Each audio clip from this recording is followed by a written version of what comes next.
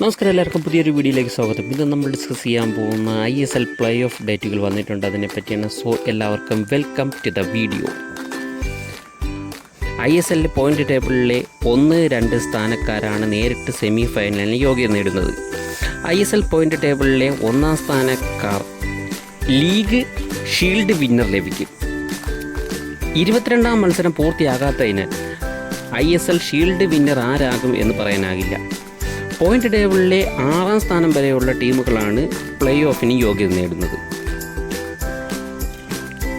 ലീഗിൽ 3, 4, 5, 6 വരെയുള്ള ടീമുകളാണ് പ്ലേ ഓഫ് കളിക്കേണ്ടി വരിക.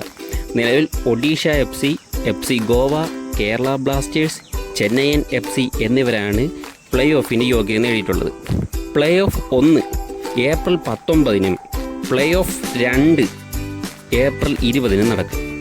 സെമി ഫൈനലിൻ്റെ 1-ാം പാദ മത്സരം ഏപ്രിൽ 23, 24 ദിവസങ്ങളിലും സെമി ഫൈനലിൻ്റെ 2-ാം പാദ മത്സരം ഏപ്രിൽ 28, 29 തീയതികളിലും ഫൈനൽ മെയ് 4-നും നടക്കും. കൂടുതൽ വാർത്തകളും വിശേഷം മറ്റൊരു വീഡിയോ കാണാം.